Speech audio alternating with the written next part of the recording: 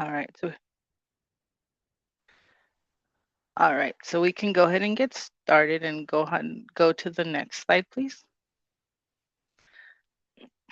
So I wanted to start out with just a quick introduction. So I'm Sandra Cunha, the Director of Financial Aid. And on this slide here, we have all the financial aid team members listed for you. Your primary contact would be Erin Bennett. She works with our first and second year OMS students. But we're all here to help you. So if you have any questions, you're welcome to reach out to any of us. I'll let Amanda go ahead and introduce herself. Hello, everyone, and thank you for joining us. My name is Amanda. I am the Financial Aid Technical Coordinator, and I mostly work with the MSPS students. So Amanda's going to be monitoring the chat today. So if you have any questions, you're more than welcome to put them in the chat. Raise your hand and you can unmute, and we'll get those questions answered for you. Okay. So we'll go ahead and go to the go back one really quick. So I just wanted to mention, we are available Monday through Friday from 8 to 5.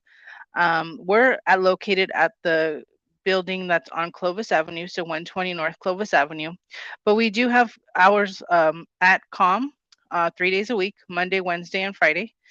So you're more than welcome to visit us there, or set up an appointment to do a virtual meeting, or stop by our other offices. Like I said, we're here to help you through this process. So again, reach out whenever you have a question. All right, so we'll go ahead and go to the next slide. So why is this topic so important? Medical school, as you probably already know, is a major investment. And so we want you to have this information to make informed decisions as you're going through this process. DO students face unique financial challenges. It's not like undergrad where you're living in dorms and campus housing is cheaper. You're living off campus, you have living expenses to cover, but not time to work. And you have other expenses like residency applications and residency interviews and things like that'll come up along the way. So you do have, a unique circumstance there. And so we want to help you through this process as much as possible. So understanding the changes that are coming with this bill will help you plan for the next 4 years and get you through this program with hopefully as little debt as possible. Financial literacy is important, and it'll be important to help reduce your stress around financial topics and help you to make some smarter choices.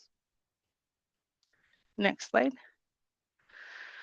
So really quick, I want to go over the current federal loan options. So this is what's available right now. And that way you'll be able to see what the changes are more clearly. So right now, medical students can currently use two types of federal student loans to pay for their education: the direct unsubsidized loan and the graduate plus loan. The direct unsubsidized loans can tend to have lower interest rates, but there is a strict annual and aggregate borrowing limits for those loans. The grad plus loan typically has a little higher interest rate, and annually students can borrow up to their cost of attendance, less any other aid that they've been awarded. There's currently no aggregate limit to how much a student can borrow, and they can use grad plus loan to cover up to the total cost of attendance. There are also loan fees with these loans that the government charges at the time of disbursement. So if you borrow $20,500, or the first $10,000 disbursement would be about a couple $100 less because of those loan fees. So it just something to keep in mind. So that's what's currently available. Now we're going to talk about the changes that are coming up. So go ahead and next slide, please. So the changes that are going into effect go into effect on July 1st, 2026. At that time, the Graduate Plus Loan Program will be discontinued. Annual and aggregate loan limits will be changing. Loan repayment options will also be changing.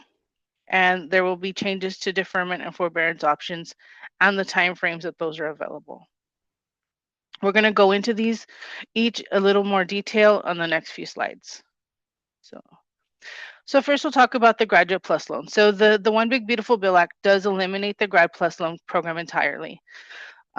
So if you do need funds above and beyond what is available through the unsubsidized loan program, you'll need to seek outside funding, such as private loans or scholarships, to help meet those financial needs.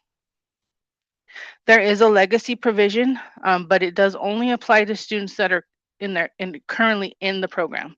So students coming into this program, so with your cohort, will be subject to the new rules. Next slide. So there are also new federal borrowing caps for the unsubsidized loan. So in general, graduate students would be able to borrow up to $100,000 as a limit for graduate study, with the maximum per year amount being $20,500. Now, students that are in health profession programs, like the osteopathic medicine program, would qualify instead for up to $200,000 in unsubsidized loan funds, with a maximum of $50,000 per year. Now, some things to keep in mind is that this is for graduate level education. So if you're in a master's program, or you've borrowed at graduate level before, those amounts would need to be taken into account towards this $200,000. So we definitely recommend that you apply early. So fill out your FAFSA now if you can. That way we can start taking a look at your loan history and see what your borrowing abilities would be. The new lifetime limit, so lifetime meaning combination of undergrad and graduate borrowing, the limit would be $257,500, with the $57,500 being like for the undergrad portion of it. Again, please note students who are still in school who borrowed before July 1st, 2026 will have 3 additional years of borrowing for their current program of study only. So again, if you're currently in a program, you can still borrow for 3 years in that program, but since you'll be coming in brand new, these grandfather provisions would not apply. Go ahead and next slide, please. So what does this mean for you? So just this is an example.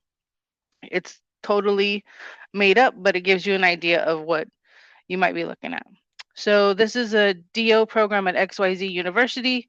For the 26-27 academic year, their cost of attendance is $120,098. Under the new Big Beautiful Bill provisions, a medical student can borrow up to $50,000 in unsubsidized loan funds per year. The unsubsidized loan does not fully cover the tuition and fees, the estimated costs. So the student applies for a private student loan to cover the rest of their needs up to the total cost of attendance for the year. After 4 years of borrowing $50,000 per year, the student will have reached the new limit for the unsubsidized loan program. So when you're thinking about what you're going to need, so this example, cost of attendance for that first year, $120,098. So the federal loans would cover, and the cost of attendance includes direct and indirect costs. So direct costs are those that you pay directly to the school. Indirect costs are those that would be paid to others, like your rent and car insurance and things like that. So it's going to be important that you really budget and figure out how much you need. If you're borrowing $120,000 a year, that's $500,000 by the time you graduate, right? So you want to make sure that you're borrowing as little as possible. So if you know you're going to get, you potentially could do $50,000 in unsubsidized loans, then you want to figure out how much you want to take out in private loans. Those are typically, depending on your credit history, If you have excellent credit, you may actually get a better interest rate on the private loan. Um, if if you don't have excellent credit, then you definitely want to limit how much you're borrowing because you may have a higher interest rate. Um, and the private loans don't have the same loan repayment options that the federal loans do. So you definitely want to be smart when you're borrowing. Figure out exactly as best as you can exactly what you need to borrow, so that you don't overborrow and end up paying interest on something that you didn't need. Okay. Go ahead and go to the next slide, please. All right. So some of the changes to student loan repayment. Borrowers with new loans made on or after July 1st, 2026 will have two payment options. One will be a new standard repayment plan that'll have 4 fixed terms, so 10 years, 15 years, 20, or 25 years. And it's the term would be based on the amount that you've borrowed or the amount that you already owe if you're already in repayment. Um, the second option would be a new income-based plan called the Repayment Assistance Plan, or RAP. Some of the components of this plan: if you're married and filing separately, your spouse's AGI and number of dependents will not be included in the payment calculation. There would be a $10 minimum payment, so that's the lowest it could be. The monthly payment would be based on 1 to 10% of your income, based on your adjusted gross income. Potentially, you could get $50 off per month per dependent. There'd be an option for a 30-year repayment period. It would eliminate negative amortization. So if your payment amount is 600 and you pay 500,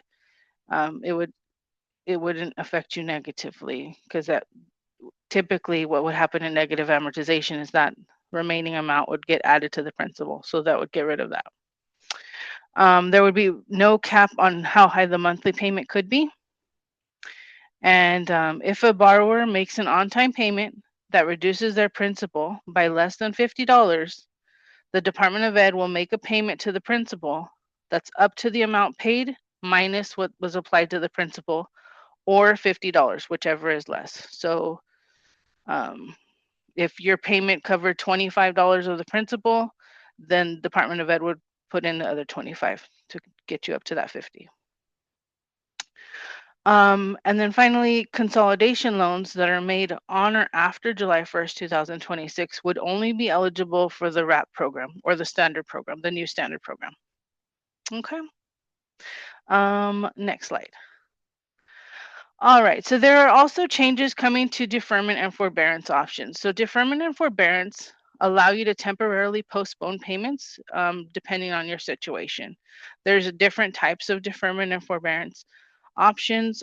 So if you do find that you're in a financial difficulties, you can definitely check in to see if one of these options would be helpful for you. With the big beautiful bill, it sunsets the economic hardship and unemployment deferment options. But like I said, there are other ones that you may qualify for instead. Loans made before July 1st, 2027 would still be able to use the economic hardship and unemployment deferments until those loans are paid in full. So if you have prior loans, you potentially could still use those two deferment options. For loan forbearance, loans made on or after July 1st, 2027 will be eligible for up to 9 months of forbearance in any 2-year period. This is one area that I think we're still waiting on clarification, because there is one of the types of loan forbearance is residency. So we want to get more clarification on what circumstances this forbearance option applies to. So be on the lookout for that as it becomes available.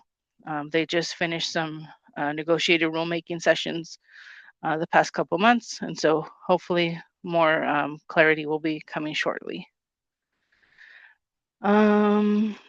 Let's see. So this page here just has some additional resources for you to check out about these changes that we just talked about. So feel free. We'll make sure that you get a copy of this as well. Um, but feel free to check these out. There's lots of helpful information. AAMC, if you haven't, you'll get emails once you started the program. You'll get emails to log into their site. Their first program is excellent. There's monthly webinars and articles, and even a tool to keep track of all of your student loans that you'll have access to. So definitely keep that in your, at the top of your mind there as a resource for you. Okay, we'll go ahead and go to the next slide. So just as a reminder, we're here to assist you with questions that you might have about the financial aid process. That includes applying for student loans, student loan disbursement, identifying scholarship opportunities, budgeting, loan repayment, loan counseling, refinancing or consolidation. So please do feel free to reach out to us. One of the things that we do want to encourage you to do is to apply early. So the FAFSA is available now. Go ahead and fill it out. That way, like I said, we can start looking at your financial aid history and see where you're at, and what your eligibility would be going forward. You want to also, if you're going to be taking out private student loans, you want to make sure that you're starting that process early. Private student loans, like the Grad Plus loan, are based on credit. But Grad Plus loans, the credit requirements weren't as strict, so they were easier to get.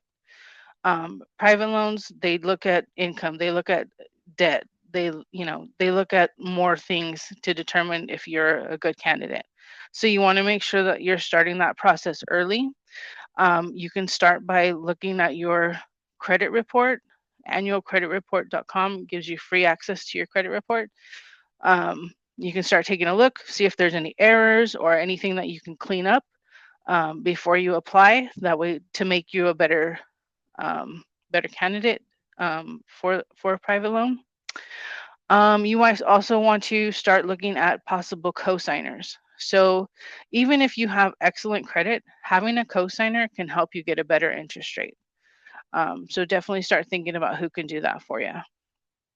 We'd also encourage you to look for outside scholarship opportunities. We have listing on our website of different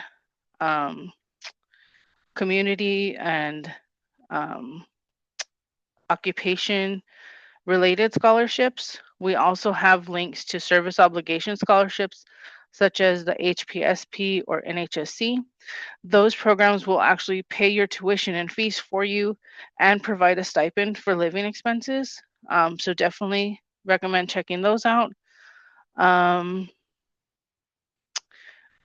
then go ahead, and I think we're ready for the next one. So now's the time we're going to open it up for questions. Feel free, like I said, to come off mute or put them in the chat.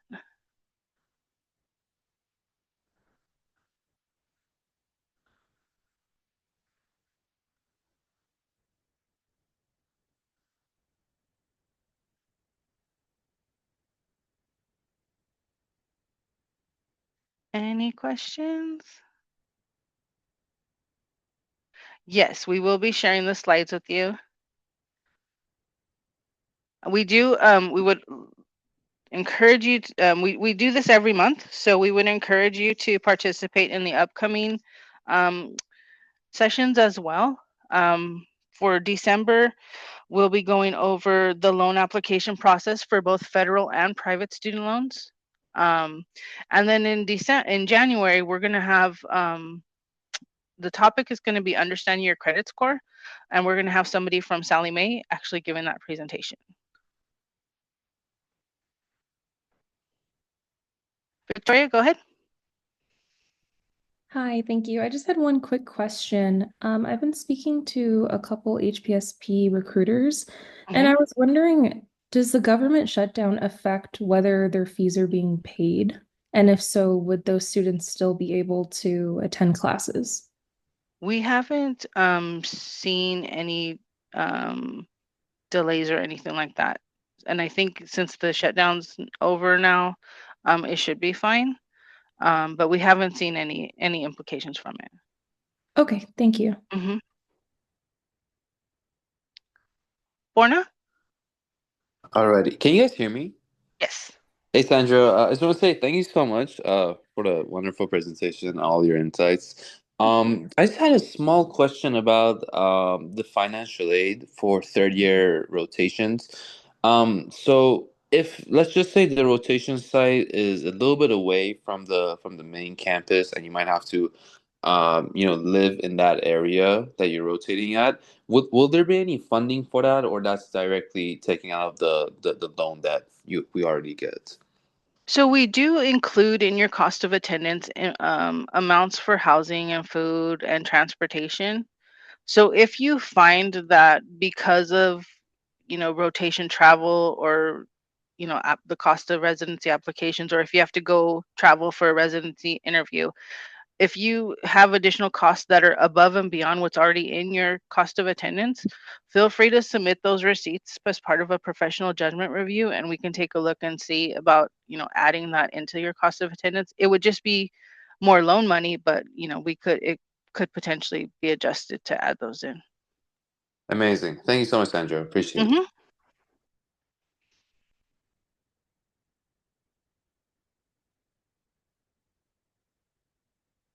Any other questions?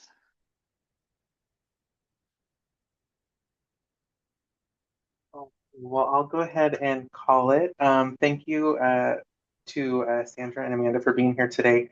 We appreciate all of your help and all of your information. Like they mentioned, we are doing these once a month, and all of them do have some great topics that will be very important when moving forward in your medical school journey. So we'll make sure that the slides are shared. We did put the financial aid website link in the chat, so you can always go check out the information there. You can always schedule a session with them if you have some additional questions. But we appreciate everybody's time today, and we will see you in the next one. Thank you.